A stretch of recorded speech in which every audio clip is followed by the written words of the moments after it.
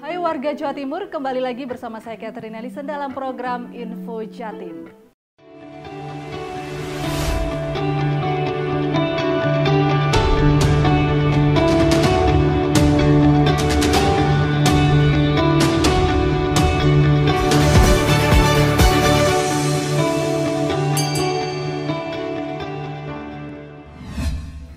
Kita mulai dari Kabupaten Malang. Gubernur Jawa Timur Khofifah Indar Parawansa mengharapkan dengan diresmikannya jembatan Pelangi di Kecamatan Bantur, Kabupaten Malang ini bisa meningkatkan kesejahteraan masyarakat setempat, sehingga tidak ada lagi desa tertinggal di Kabupaten Malang.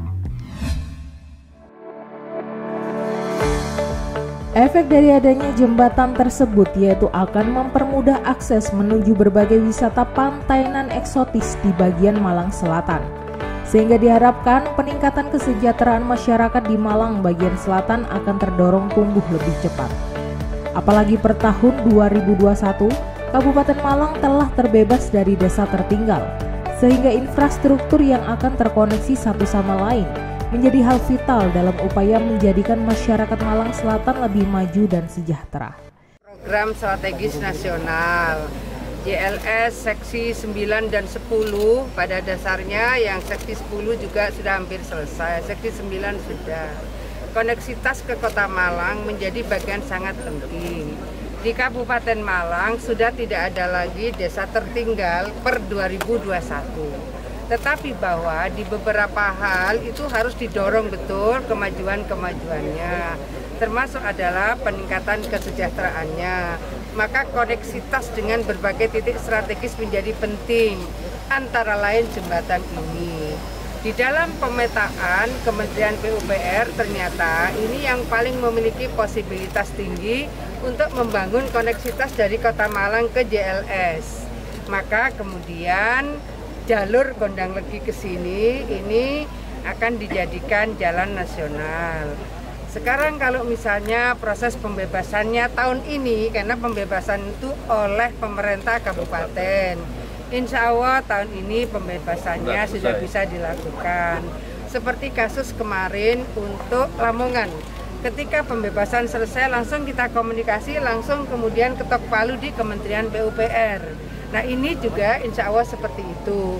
Kalau sudah selesai pembebasan lahan, tadi saya menyampaikan cepat kita berkoordinasi supaya menjadi keputusan final di Kementerian PUPR untuk memulai pembangunan infrastruktur Jalan Gondang Legi ke Bantur ini menjadi jalan nasional. Jadi saya rasa koneksitas menjadi bagian yang sangat penting untuk mendorong percepatan tumbuh kembang dari satu daerah, sehingga masyarakatnya juga terkoneksi dengan sentra-sentra pendidikan, sentra ekonomi, sentra kemajuan, dan seterusnya. Kementerian PUPR telah menetapkan bahwa jalan di Gondang Legi Bantur melalui desa Sri Gonco ini memang paling potensial untuk dibangun koneksi dari Kota Malang ke jalur lintas selatan atau JLS, sehingga kehadirannya diproyeksikan akan mempermudah akses jalan menuju kawasan wisata di Malang Selatan. Nama Pelangi untuk jembatan ini sendiri diambil dari tampilan jembatan yang saat ini telah dicat warna-warni layaknya pelangi pada bagian kiri dan kanannya. Dan jembatan yang memiliki panjang 120 meter dengan lebar mencapai 7 meter ini jadi tampak lebih indah di malam hari karena akan ada lampu yang menyala dengan cantiknya. Sementara itu, pemerintah Provinsi Jawa Timur bekerja sama dengan Badan Amil Zakat Nasional Jatim memberikan zakat produktif pada para tunanetra pelaku UMKM di Malang Raya. Pemberian ini untuk mendorong supaya kegiatan usaha mereka lebih produktif lagi.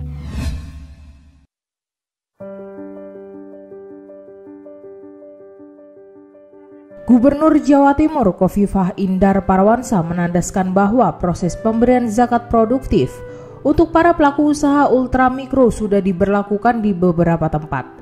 Namun yang dilakukan di Malang ini berbeda karena bekerja sama dengan Persatuan Tunanetra Indonesia atau Pertuni. Zakat produktif yang diberikan berupa uang tunai sebesar Rp500.000 dari Basnas. Kemudian untuk sembakonya merupakan bantuan dari Pemprov Jatim. Khofifah berharap dengan pemberian zakat dan bantuan sembako pada para tunanetra pelaku usaha ultramikro ini bisa terjalin sinergi yang luar biasa. Yang menghadirkan bukan penerima zakat. Kemudian zakat yang diberikan tadi dari Basnas Jawa Timur A500.000. Kemudian paket sembakonya dari Pemprov. Kita bangun sinergi semaksimal mungkin, seefektif mungkin, sesuai dengan titik-titik di mana kita akan bisa melakukan kebersamaan ini dalam program-program yang relatif bisa lebih produktif lagi. Sementara itu, Ketua Peruni Jatim Gema Budi mengucapkan terima kasih kepada Pemprov Jawa Timur, Gubernur serta Basnas yang telah bersinergi dengan Pertuni Jawa Timur dalam pemberian bantuan zakat produktif ini. Persatuan Tunanetra Indonesia Provinsi Jawa Timur mengucapkan terima kasih banyak kepada pemerintah Provinsi Jawa Timur, kepada Ibu Gubernur, kepada Basnas yang telah bersinergi dengan kami dari Pertuni Jawa Timur. Juga mengucapkan terima kasih kepada Pertuni Cabang dari Kota Malang, Kota Batu, dan Kabupaten Malang. Harapannya program ini semoga bisa berkelanjutan untuk teman-teman di Jawa Timur. Dengan bantuan ini, semoga teman-teman bisa berkontribusi lagi dan mewujudkan masyarakat Jawa Timur yang lebih inklusif. Penyaluran zakat produktif bekerja sama dengan Pertuni ini tidak hanya di Malang Raya saja, namun juga akan dilakukan di beberapa daerah lainnya, di antaranya di Lumajang dan kemudian Ponorogo. Rencananya juga akan dilakukan di Madura, bahkan nantinya dilakukan di setiap kabupaten. Sesaat lagi kita akan ikuti informasi tentang Gubernur Jawa Timur ziarah ke makam anggota TNI dan istrinya yang menjadi korban penyerangan di Papua. Jadi tetap di Info Jatim.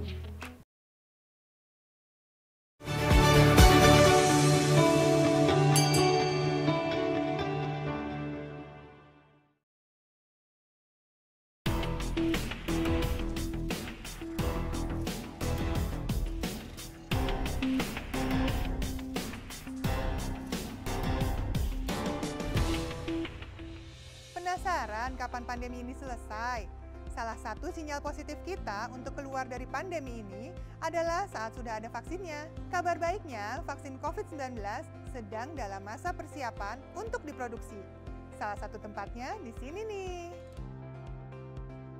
Tapi sebelum bahas soal kemajuan vaksin itu sendiri, udah tahu kan kenapa vaksin itu penting? Wajar ya kalau saat pandemi kayak sekarang ini, semua perlu dijelasin secara detail. Tapi vaksin sebenarnya bukan hal yang baru kan? Kita sudah akrab kan dengan vaksinasi sejak kecil? Mungkin bagi sebagian lebih tahu kalau saya bilangnya imunisasi. Tujuan vaksin atau imunisasi tersebut adalah menimbulkan kekebalan tubuh buatan, supaya kalau ada virus yang aslinya masuk ke dalam tubuh, maka daya tahan tubuh kita sudah siap melawan. Nah, agar makin banyak orang yang daya tahan tubuhnya siap terhadap virus, kita semua harus divaksinasi. Nanti kalau sudah semakin banyak yang sudah divaksin, semakin rata kekebalan tubuh kita semua. Virus akan kehilangan orang yang bisa dijadikan tempat hidup. Nah, itulah di mana herd immunity sudah terbentuk. Apabila sekelompok manusia atau masyarakat memiliki imunitas terhadap suatu penyakit infeksi. Dan perlu dipahami bahwa herd immunity itu bisa terjadi apabila ada suatu proses imunisasi. Inilah kenapa vaksinasi jadi salah satu metode yang paling efektif untuk menekan penyebaran virus yang sangat cepat. Terus buat yang nanya, vaksin ada efek sampingnya nggak ya? Jangan khawatir, saat vaksin COVID-19 diproduksi nanti, itu artinya sudah pasti telah lolos uji coba yang berlapis-lapis. Jadi kalau ujinya dilakukan dengan baik, diamati dengan baik, maka potensi untuk memiliki efek samping itu menjadi sangat minimal. Dan bisa saja bahwa risiko itu untuk adanya efek samping itu bisa saja ada, karena itu biasanya kejadiannya kecil. Karena apa? Karena di dalam uji klinisnya kita sudah menggunakan sejumlah masyarakat atau manusia yang dites dulu, dan itu kita amati betul. Efek positifnya dari vaksinasi itu jauh lebih besar daripada potensi efek samping, karena efek samping selalu diamati di dalam uji klinis dan selalu diamankan dari uji tersebut. Sudah jelas kan kenapa kita tidak perlu takut vaksinasi? Sekarang kita tinggal berharap supaya seluruh tahapan uji coba selesai. Vaksin siap diproduksi dan kita semua bisa keluar dari pandemi ini.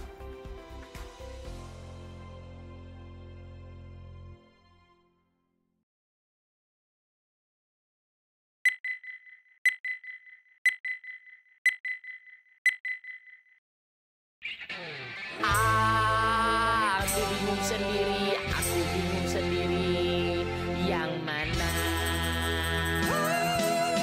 Aku petugas yang lagi bimbang hatinya. Di depanku ada cewek cantik yang menggoda. Dari jauh dia pun mulai bermain mata. Mas, panggil aku duluan dong, please. Di sana ada bos tajir yang dengan gagahnya datang memamerkan seluruh isi dompetnya, yang sepertinya minta duluan diterima. Bisa duluin saya, Mas? Sementara ada ibu yang sedari tadi rempong mondar mandir tak sabar duduk berdiri, dengan mulutnya seakan siap untuk mencaci. Mas, aku ciwes cueng teni. Tapi antriannya harusnya bapak yang ini. Lama menanti dengan sabar dan ikhlas hati. Haruskah beliau kan ku tinggal ku lewati? Aduh, aku harus bagaimana ini? Pegang nilai profesi, tidak diskriminasi, ku pilih sesuai nomor antri.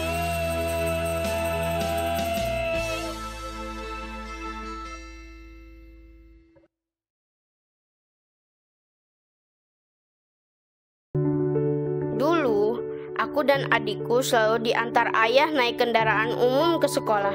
Kadang kami berdesakan di dalam bus atau kereta. Ayah bilang, setelah pandemi ini kita harus menjaga jarak dengan orang lain, supaya mengurangi resiko terkena virus dan penyakit menular lainnya.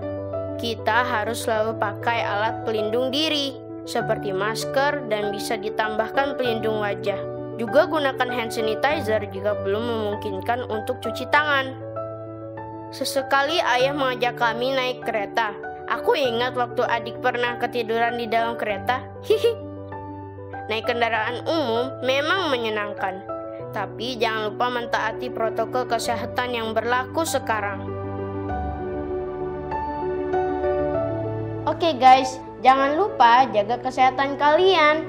Sampai jumpa. Sudah lama kita belajar dari rumah, tidak bertemu teman-teman semua.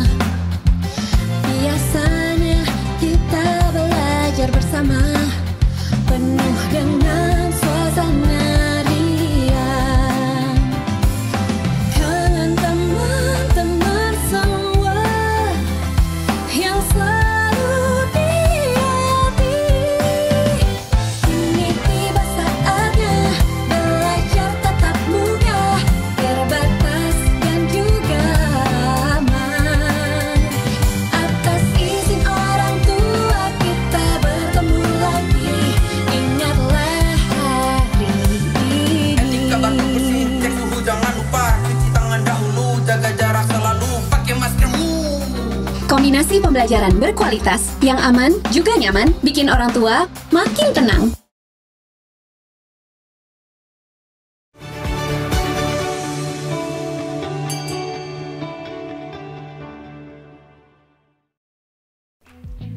Gubernur Jawa Timur Khofifah Indar Parawansa melakukan ziarah dan takziah ke keluarga korban serangan di Kabupaten Yalmo, Papua, yaitu almarhum Sertu Eka Andrianto Hasugian dan istrinya.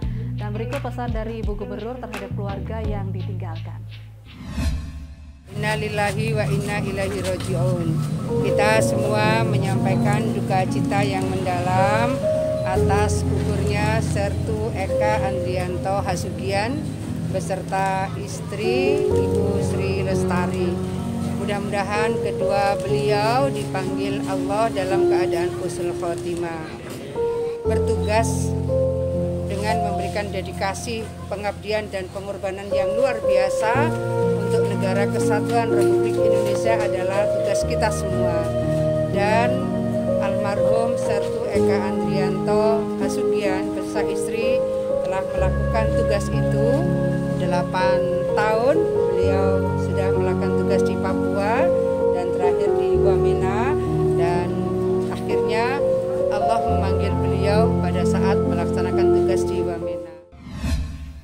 Beralih ke informasi yang lain, Wakil Gubernur Jawa Timur Emil Elistianto Dardak meresmikan Masjid Jairiyah Al-Jihad Pondok Pesantren Tauhid Al-Jihad Desa Tanjung Kenongo Kabupaten Mojokerto.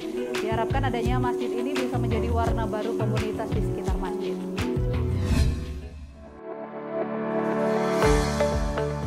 Peresmian Masjid Jairiyah Al-Jihad ditandai dengan penandatanganan prasasti oleh Wakil Gubernur Jawa Timur Emil Elistianto Dardak. Wagub Emil menyampaikan bahwa keutamaan membangun rumah ibadah, yakni sebuah masjid, mampu membawa warna bagi masyarakat di sekitar. Pemprov Jatim memiliki program 9 Nyawa Bakti Satya. Di dalamnya terdapat program bernama Jatim Berkah. Ketika manusia bekerja sekeras maupun segiat apapun, itu semua tetap harus disertai doa. Sehingga dengan membangun masjid ini bisa menjadi investasi di akhirat nanti. Wakil Gubernur Jawa Timur Emil Elistianto Dardak optimis bahwa desa wisata dan produk pelaku UMKM di Desa Gempol Sari dan Desa Kalidawir Kabupaten Sidoarjo layak dijadikan percontohan desa devisa bagi desa lainnya di Jawa Timur.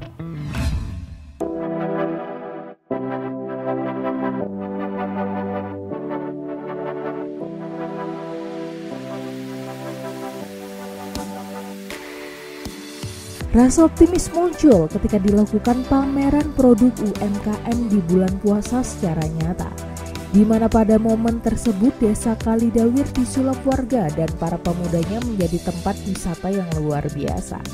Hal ini menunjukkan semangat komunitas yang luar biasa terlihat di Desa Kalidawir dan Gempol Sari menuju desa devisa yang punya produk unggulan ekspor. Menurut Wagub Emil, bahwa stakeholder yang mendukung desa devisa adalah lembaga pembiayaan ekspor yang akan berkoordinasi untuk memetakan potensi ekspornya. Tinggal dibuktikan apakah pelaku UMKM konsisten melakukan ekspor. Ketika produk UMKM seperti ini berjalan, otomatis juga turut menggerakkan roda perekonomian. Sehingga nantinya diharapkan para penduduk desa tidak lagi menjadi penonton, akan tetapi menjadi pelaku usaha yang turut membangun pertumbuhan ekonomi. Informasi tadi mengakhiri Info Jatim saat ini. Anda dapat saksikan kembali tayangan saat ini di YouTube channel kami, Lentera TV Media, dan website kami, lentera.tv/live, dan jangan lupa di subscribe. Sampai jumpa.